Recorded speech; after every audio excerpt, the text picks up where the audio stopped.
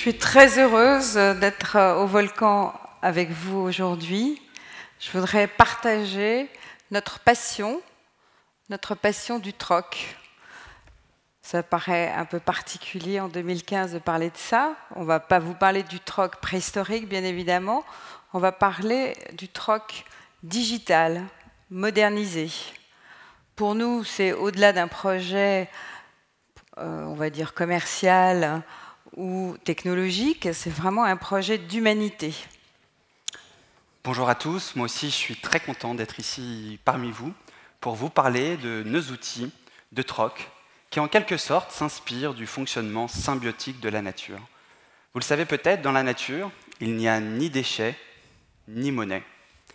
D'où notre conviction que toutes nos ressources peuvent se transformer en monnaie d'échange, que cela soit pour les particuliers, pour les entreprises ou même les territoires. C'est ce qui guide chaque jour la vision de notre projet. Un petit exemple pour commencer. Noël, c'est dans 3 mois. Parmi vous, combien ont offert un cadeau ou reçu un cadeau l'année dernière qu'ils ont mis dans un tiroir, oublié dans un placard? Ça fait quand même pas mal. Ils sont honnêtes, c'est bien. C'est honnête, c'est bien. Mais figurez-vous que l'année dernière, dans le monde, 2,6 milliards de cadeaux sont restés dans des placards, ont fini à la poubelle. Donc c'est vous dire que ce système ne marche plus. Alors je fais partie de la génération dite Z, peut-être comme certains d'entre vous, c'est elle qui s'est éclatée à consommer. On était dans le progrès, on était la génération du jetable. Je me souviens que dans des cours de marketing, le briquet jetable était vraiment le summum de la créativité humaine. On ne savait pas d'où venaient les choses, où elles allaient après, on était totalement insouciants.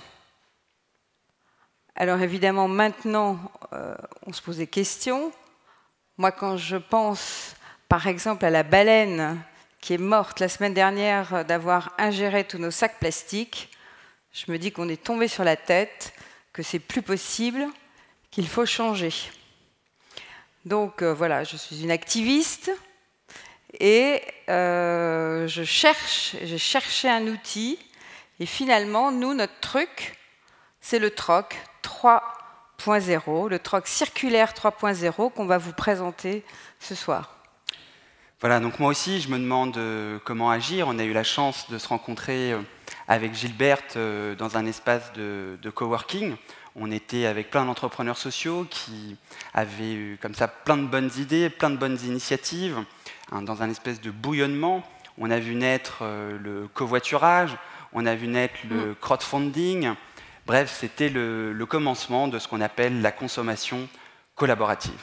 Oui, c'était le démarrage du et même des éco-gestes. Je pense que tu vas apprécier ce mot.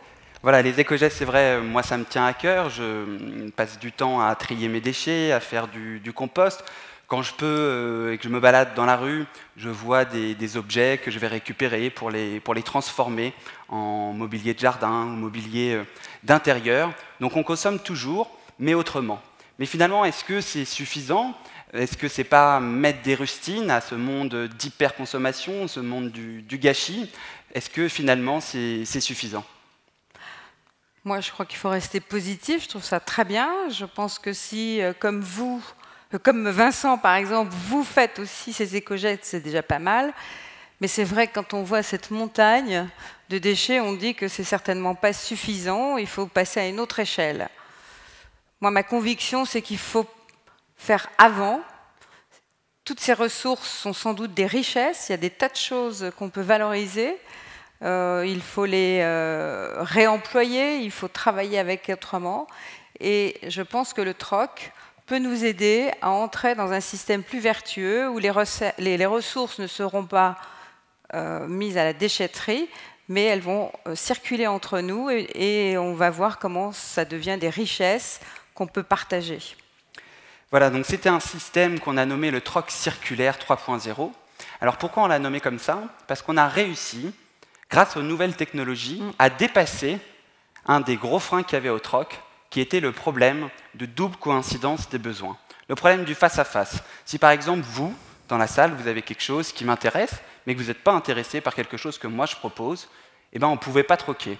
Et donc nous, on a réussi à résoudre ce problème-là en utilisant de l'algorithmique, des puissances de calcul, où finalement, chacun d'entre nous, on pourrait constituer dans un grand chaudron en mettant l'ensemble de notre lot d'offres et reprendre quelque chose qui nous intéresse. Donc ça existe, c'est quelque chose qui est actuellement en ligne sur myrecyclestuff.com.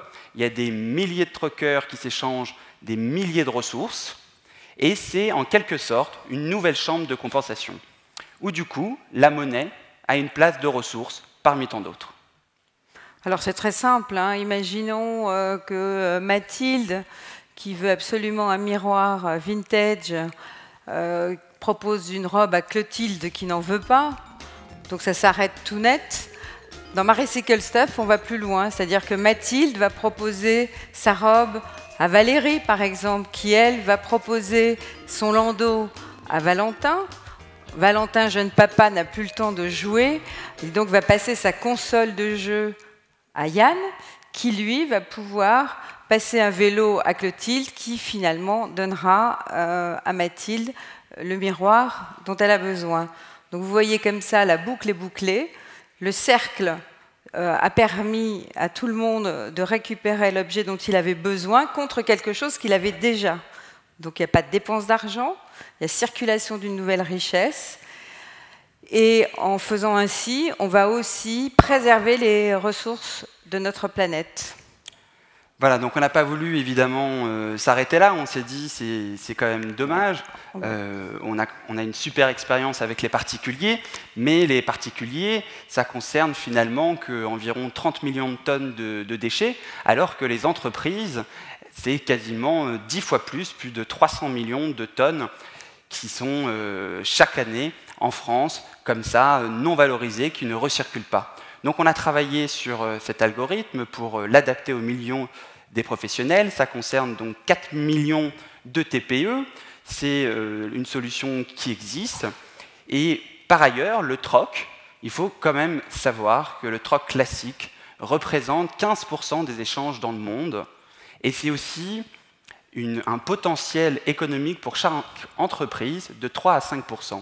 Donc imaginez si on utilisait ce système d'échange circulaire, à quel point on pourrait encore augmenter cette croissance économique.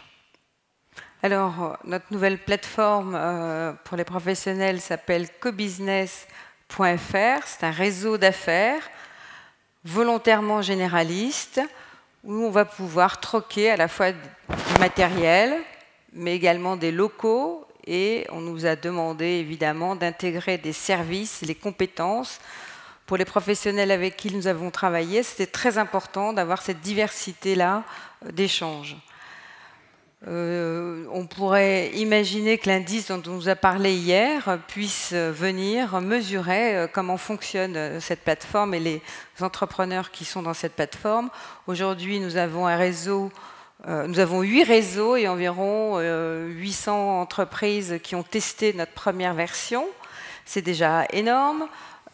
Qu'est-ce qu'elle nous... Alors, un exemple très simple, Dominique, qui a voulu créer son entreprise, a demandé à sa banque de l'argent, 5 000 €, ce n'était pas énorme, qui lui a été refusé, et elle a pu, sur CoBusiness, en 15 jours, créer sa structure. C'est-à-dire qu'elle a trouvé quelqu'un qui lui faisait un site web, quelqu'un qui lui proposait des bureaux, et elle, en échange, elle a proposé ses services de coaching. Donc vous voyez, c'est simple, c'est facile. Mais c'est également tout un travail très important qu'on a fait avec des panels d'entrepreneurs pour bien comprendre, vous savez, les histoires d'argent, c'est toujours un peu touchy. Donc il fallait qu'on trouve un système de valorisation très cadré, très simple, qui permette des équivalences de valeur, évidemment. Donc je vous invite à aller voir CoBusiness pour comprendre ça. Ici, on n'a pas le temps de le développer. En tout cas, c'est légal.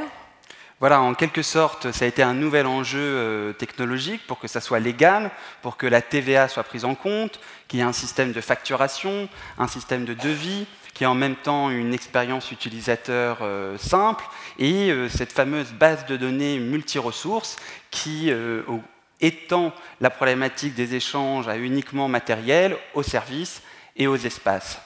On se retrouve du coup dans un système où on n'est ni dans la gratuité, ni dans un système d'échange uniquement à deux de manière bilatérale, mais on ouvre les échanges pour créer des cercles de coopération à tout un réseau donné, tel qu'il soit, que ce soit sur un territoire ou des réseaux qui sont aujourd'hui sur CoBusiness.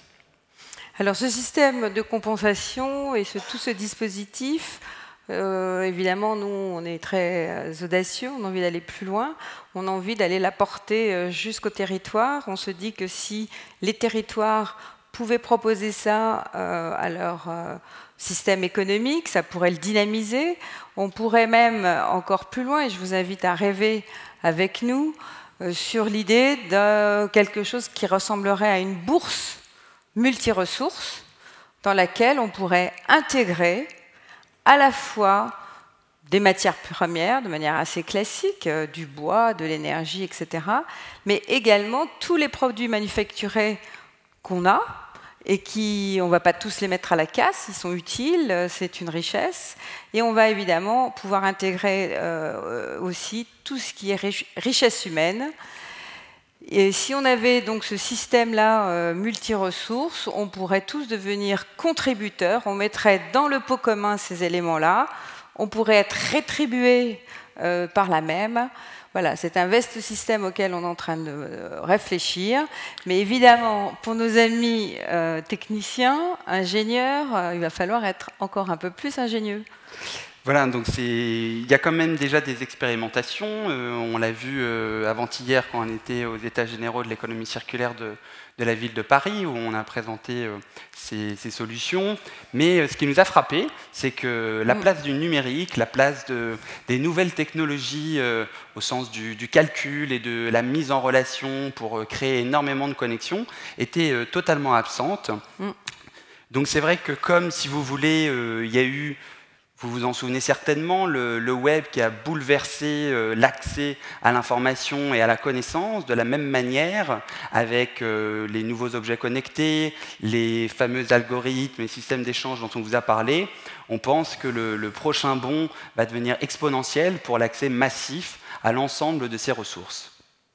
Oui, donc imaginez ce qu'on vient de vivre avec le web de l'information, imaginez qu'on le vive avec le web des ressources. C'est-à-dire que se mettent à circuler tout ce qui se met dans le point commun, dans le pot commun. On va passer à une civilisation de la contribution. Bon, il y a des tas de choses à dire là-dessus dont on n'a pas le temps de vous parler maintenant, mais on espère bien vous rencontrer tout à l'heure. Voilà. Alors au stade où on en est aujourd'hui, on cherche des expérimentations, on cherche une communauté de contributeurs qui a envie de travailler avec nous sur ce problème passionnant. Et on voudrait surtout vous demander de ne plus être des contribuables, râleurs et passifs, mais de devenir des contributeurs actifs pour être vraiment dans cette économie positive qu'on partage tous ici ce soir. Merci à tous. Merci.